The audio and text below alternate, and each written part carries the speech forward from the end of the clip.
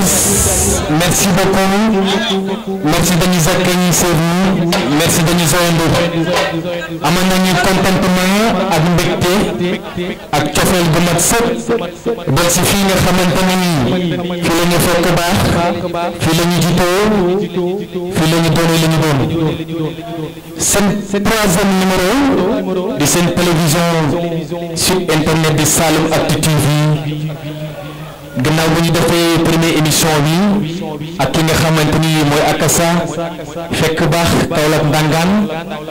ñu ne pourquoi pas ñu gën a wane suñu bopp jógee Kaolack Ndangaan dem Thiès seeti Dame Sène ñu ne ba ñu jógee si Dame Sène dañuy dellu fi nga xamante ni fa lañ juddoo fa lañ fekk baax jël kenn ki nga xamante ni lépp lu ma woo rek baaxul. artiste mën na ko ëpp matériel waaye dàq ko yi araam ñu ne jëmm jur la ñuy jël jëm koo fësal ba àdduna yëpp xam ko moo tax tey bés bi ni mu taaroo nii ñëpp sañse tey ñu fas yéene ak ki nga xamante ni doon na ngoyaan fii si Kër Madiabel ak li ko wër dañu naan Seynabou Ndiaye kon ñu ngi jaajëfal bu baax a baax soppe yi jaajëfal seen internet yi Saloum Actu boobu ni bu baax a baax. amaan nañu cofal nag gis Kër Madiabel ni ñuy sañse tarkalla ñu fas yéene doxal guddi gi daal di neex ma ànd ak sama caméraman nañ sax lu mu filmé wu rek baaxul ànd ak équipe bi ñoom Sista Khadija waaye fekk fi nag ki nga xamante ni mooy si doyen monsieur Serigne Gallo Thiam ba muy tàcc bu baax a baax asa tey guddi gi nar na tàng ndax dana métti ndax nit moom lu mu bëgg rek daf ko yitte si jàppee rek yàlla dimbale ko tey dinañ gisaat beneen aatu si beneen niveau dinañ gisaat Seynabou Ndiaye si beneen level lépp rek ñu koy teg si cadre de talent noonu lay defee dal di dox sama dox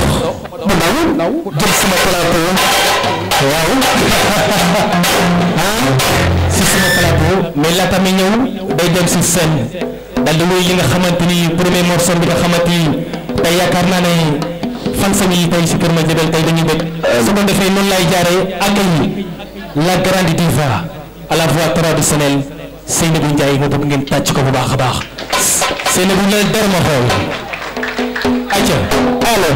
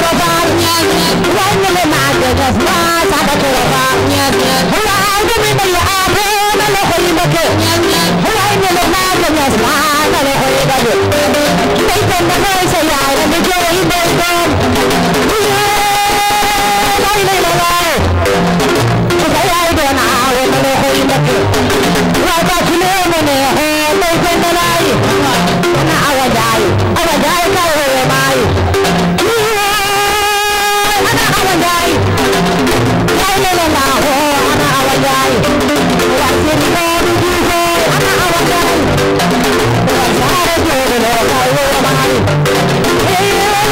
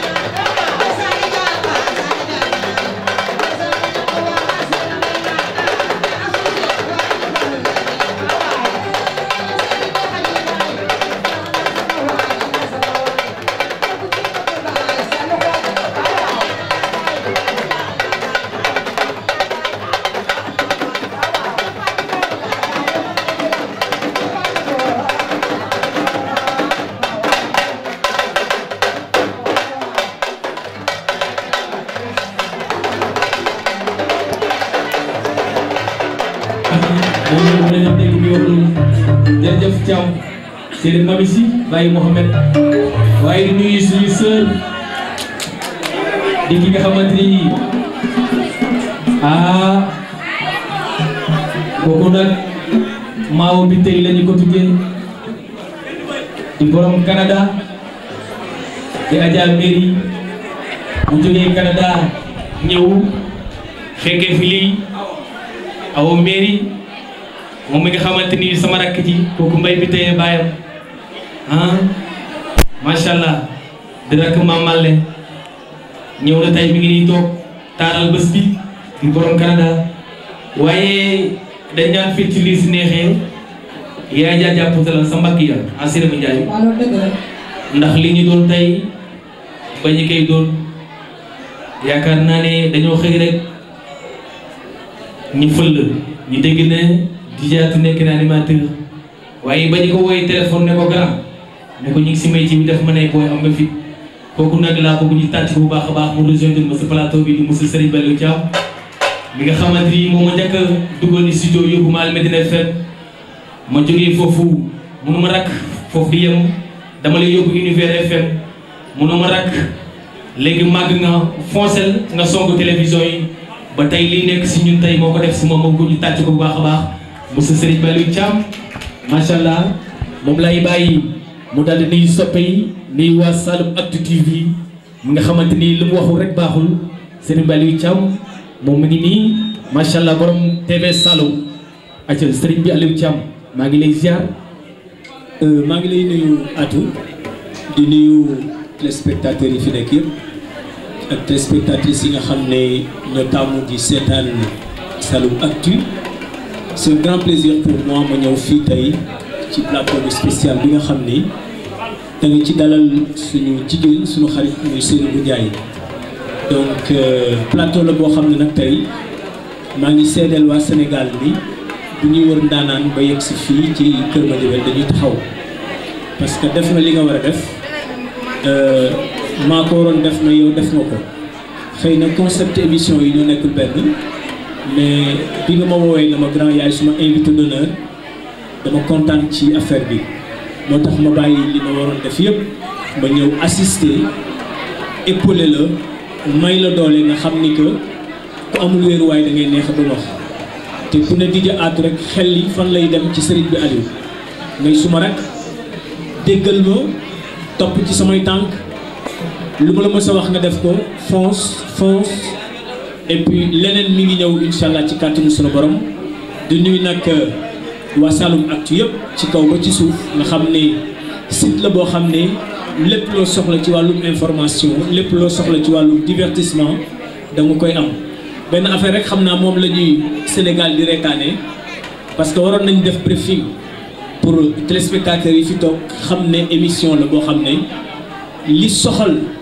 ñi nekk ci internet bi mooy découvrir la grande dame avec sa voix d'or xam fi mu jaar xam kan mooy Seynabou Ndiaye ci ay baax-baaxam fi mu meññee ak fi mu jógee donc pour rappeler rek ñi nga xam ne ñu ngi toog fii di seetaan nañu jàppale artiste bi ñu may ko le temps mu def show ñu may ko le temps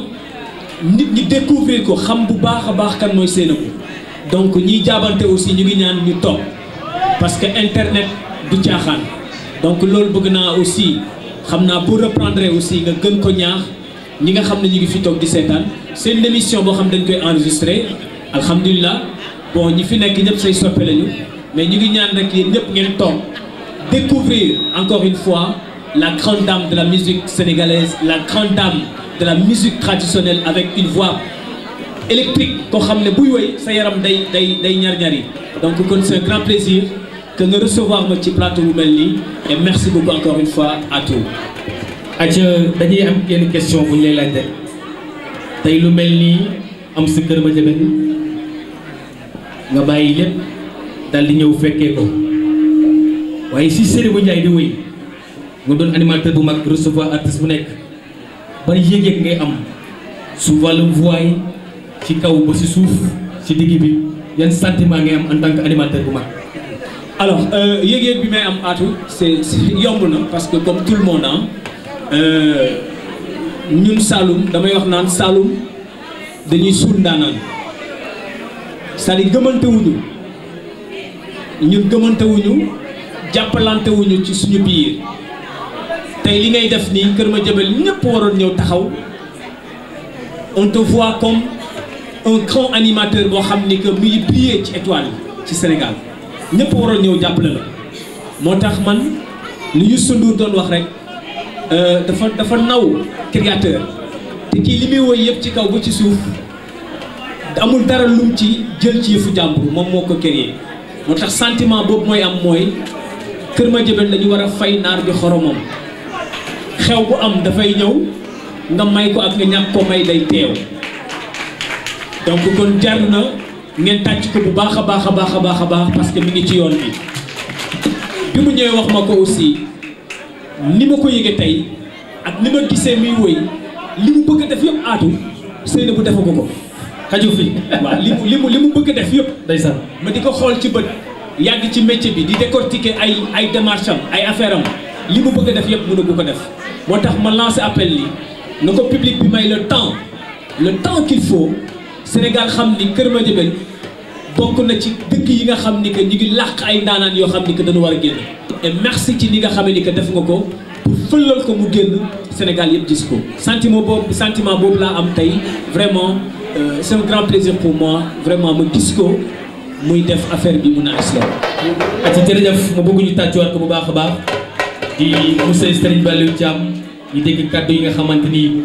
wax na ko si Seynabou Ndiaye wax ko si public bu Kër Madiabel kon ñi ngi ñaan ñi nga xamante ni ñoo bàyyi seen yitte yëpp ñëw toog tey émission bi li ko tax a jóg mooy dañuy jaay suñu artiste wane Seynabou Ndiaye talent bi nga xamante ni yàlla suñu borom may na ko kon dama bëgg ñëpp toog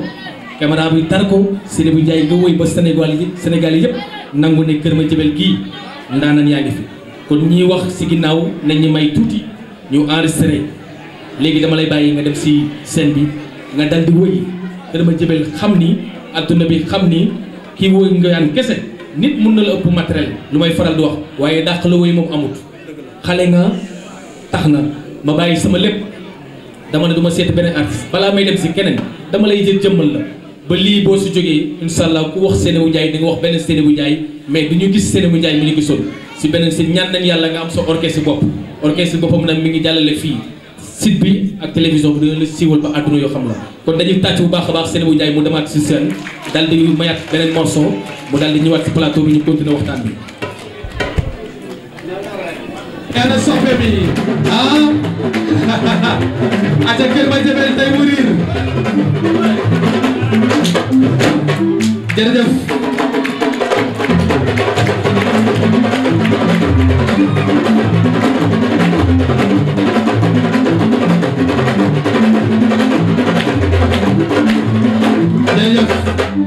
Mater Serigne ak plateau dafa doy waar waaye ñoo bokk dëkk bi lépp la ñuy defar tey mu nice ñëpp lay woo ñu ñëw ñu dund ko dund spectacle bi bébé Miss Thiam fecc ko borom tëngee lu mu feccu rek baaxul ñu nuyu suñu fecckat bi nga xamante ni Dakar la jógee ndax programme bi ne may feccal Seynabou Ndiaye ba programme bi tas ma bëgg ñu tàcc ko baax a baax Miss Thiam tëngee la jógee ñëw ndax Seynabou Ndiaye acca suñu defee dañuy tàccu Cheikh Katago moom tamit mu rejoindre ci plateau bi ana fan sami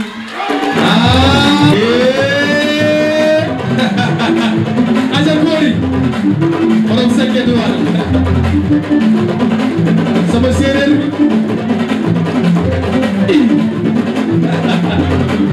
le spectacle ni la mën a demee sëriñ waa Tawfekh FM jërëjëf liggéey bu rafet na mbokk dafay wax l'union fait la force. Récemment, le jeudi passé, j'étais à la radio, la 87.6. Donc, ñu def animation, ñu def le signe. ma jël morceau Seynabou Ndiaye teg ko jàllale publicité bi. donc Kër Madiabel yëpp yëg ko ñëw ma bëgg ngeen tàcc seen bopp baax a baax. ñoo xam ne waa Kër Madiabel ñu ñàkk ki ñaan lañu. te tey lii démontré na nga yow gëm nga Kër Madiabel. te Olof Ndiaye nee na peccim lu mu neexee day jaay jàpp ca mbagg ya. tey bu ñu doonee lu ñu doon tey wax nga ko tey publiquement c'est grâce à sëñ bi Aliou Thiam. sëñ bi Aliou Thiam baax a baax.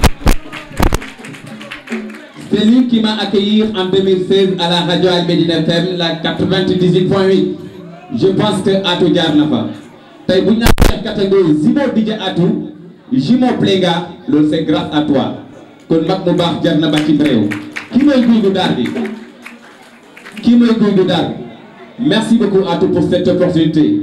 lii chance la pour artiste Kër Madiabel yi la radio est là aujourd'hui Salim Actu est là aujourd'hui pourquoi pas demain TV sera là à Kër Madiabel pourquoi pas la TFM sera là à Kër Madiabel ñun Kër Madiabel la ñu am Kër Madiabel la ñu gëm ñun Saloum la ñu am Saloum la ñu gëm maman Seynabou Ndiaye lépp lu ñu man pour nga dem dañ ko def bu jaree teg say son dañ ko teg bu jaree invité la dañ ko def comme ni ko DJ Atou defee suñu naataango di ko félicité bu baax a baax il a osé il a réussi le pari tàccuwaat leen Atou bu baax a baax vraiment tu es une fierté pour Kër Madiabel di gërëm nag vraiment nga xamante ni suñu jugee ñu suñu fans yi si rajo bi di ñuy déglu tàccu leen auditeurs yi auditrices yi ak fans yi bu baax a baax le coordinateur ñoom amat merci du fond du cœur du ñu xaabaabal dañuy guddal ndax yaakaar naa ne njàmbaas yàqulu sër aca dañuy ñëw rek daal si coof nga daan di ba max mu daan di neex merci du fond du cœur mais Cheikh da nga neex aca ñu tàccuwaat ko bu baax a baax jërëjëf mu nekk Cheikh Katago yaakaar naa ne